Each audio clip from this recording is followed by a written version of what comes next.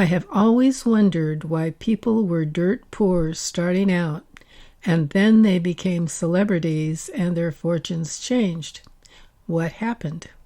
Well, I'm here to tell you. In this and other videos in this series, you will find out. In the late 90s, I noticed that Neptune and Pluto were in tandem in the cosmos, 60 degrees give or take, even though Neptune takes around 150 years to go around the zodiac and Pluto takes around 245. Around the early 40s, they started to form a master yod, as I call it, hanging out 60 degrees apart. How does that work, you ask? Most orbits are not circular. They are oblong, and they go through some signs quicker than others. For Neptune and Pluto, the farthest planets from us, they have been doing this for about 80 years. A sextile, or 60 degrees apart, creates what is called a yod, or inconjunct, which is 150 degrees from both planets on the other side of the chart. It is called the finger of God point, as if God is pointing and is showing us the answer. We just have to figure it out. This series will show which planet the God point is aimed at any given time in a chart to see how we can use this information to plot our future. This is the official birth chart of Joe Biden. Scorpio Sun with Sag rising on the ascendant. But here and again, I take exception. When charts say from memory, whose? Joe's memory? If we speculate that someone recording Joe's birth mistakenly checked off the AM box and that it appeared in the newspaper it said he was born in the morning hours and it is really PM frame of opposite, then we get a late Cancer rising with mostly Leo in the first house. Stranger things have happened. And remember, Scorpios are secretive, and as someone who has lofty ambitions, he or someone in his entourage probably went with the official one here. This chart does have validity, though, because the rising is so close to the sun, so it is basically a solar chart, quote, without time, unquote. And Sag is where his gaffes come from, as the Scorpio sun is at the cusp of Sag. In this official chart, the 7th house is Gemini, and the 7th denotes the wife or partner. Gemini shows a love for education, and we know Jill is a teacher. Of course, she's his second wife, but Jupiter is on the cusp of the 9th, where second spouses are posited, and that has an upper education quality to it. At some point, though, the second wife melds into the 7th house energy. Uranus and Saturn on the cusp of the 7th undoubtedly was the energy that created the accident that took his first wife. This combination happened in 1942, and I have it too, 3rd and 4th houses. Probably, if I was adopted, and I think I was, that was the Uranus part, and Saturn was unpleasant parents.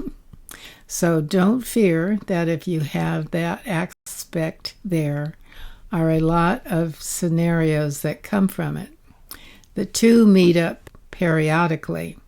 Oddly, the finger of God point was not directed at it when the accident happened.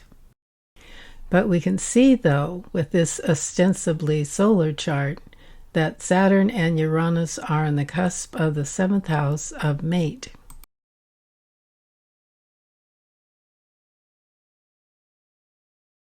This is the PM chart. At least for the last 80 years or so, those with ambitions to ascend to the presidency have Pluto around the sun sign and or around the ascendant and first house or late in the 12th. Remember, I was born with Venus in Leo. Man or woman, that's our heart space in essence, and we love those with that sign. Because of this, I have Leo radar and love almost all Leos, and I can spot them, even if it is only like Mars down the line in the chart. I have, quote, loved, unquote, Joe Biden since the 80s, and being Virgo, Scorpio with Sag wouldn't be a combination I would be as smitten with if he didn't have strong Leo in his chart. Or I don't think President Obama would either. Obama being a Leo, and if I'm right, and Joe has Leo in the first, I think that is why they are bros, even though Sag is a fire sign. In fact, I am surprised Biden is Scorpio, but that is good for U.S. leaders, as Scorpios don't think like others do, like Putin or other malevolent leaders. And we need that energy to stand toe-to-toe with them. That was one reason that Hillary would have been good as a president. We need that energy. That is one reason Hillary as a Scorpio and Kamala with Scorpio too. We need those in power to know how to deal with these people. It isn't good in this sense that they don't telegraph what they do. So while he was doing the work of president, he wasn't out there saying, "See what I've done." Others complained he wasn't doing more for race relations, or someone else said he wasn't doing enough for women's rights. Were they not aware there was a war going on and he was keeping World War III from happening with Putin and Ukraine? He was doing his job, first things first, so there was a world to have left for women's and race issues to come back to. If the Leo chart is accurate, that takes away Sag rising, where the gaffes come from. But his sun is on the cusp of Sag, so it's going to be a factor. And with this Leo chart, Jupiter being the planet for Sag, that works well there too. When I am looking at a chart, I see where Pluto is and the planet around it. I see it as the destiny planet, which is to say, this is what they are going to do in this lifetime. In this instance, it is Jupiter. For politics for Biden, and in my case, born 3 months before him, in this position, it is also for publishing. There is ink in my veins. It can also be religion and foreign lands, and he was in charge of foreign policy with Obama, and he is a deeply religious man.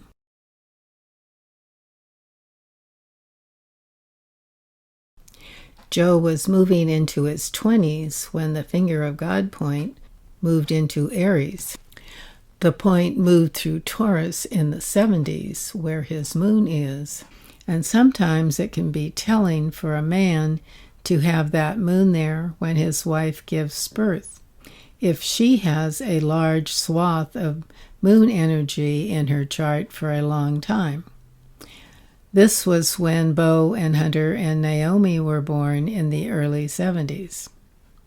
When the point went through Gemini from 1984 to 1996, that's when the point went through Uranus and Saturn, which would be the catalyst for the accident, but that happened in 1972. Yet when the point was going through Taurus, if this chart is accurate, and it is going through those signs regardless, to me, I feel something about all those Scorpio planets in the 4th and 5th houses, with the 4th here as family, with Scorpio between Pluto in Libra and Neptune in Sag, with the odd point directed at the moon, with natal Pluto square to the moon, with Mars going into Scorpio, creating a T-square in the midpoint of the yod of the transiting Pluto and Neptune. That was a volatile combination. Mars circles the zodiac every 2+ years, so the fact that Mars was at the midline of the yod was telling.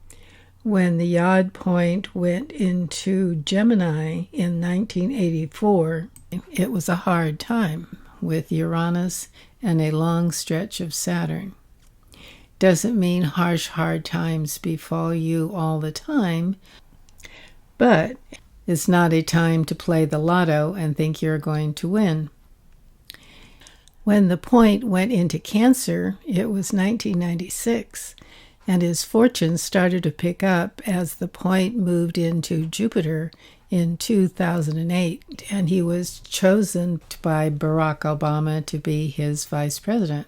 Being one of the less affluent senators, his fortunes came into fruition.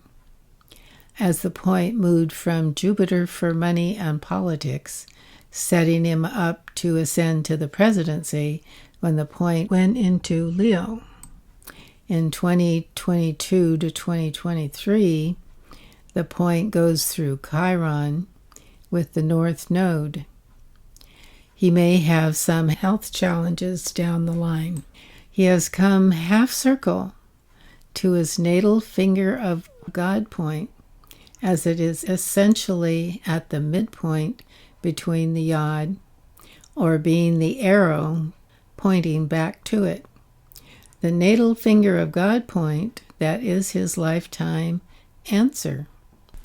The sticky wicket, unfortunately, is that Saturn in 2022 and 23 is flirting with the midpoint between Pluto and Neptune, directly opposing to the yod point. That's not going to be good, as it opposes Chiron.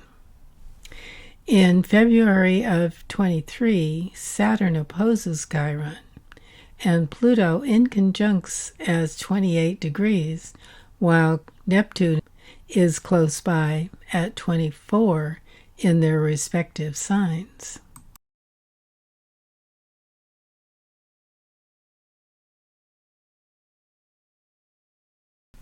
This is generally the chart that most astrologers use for the United States.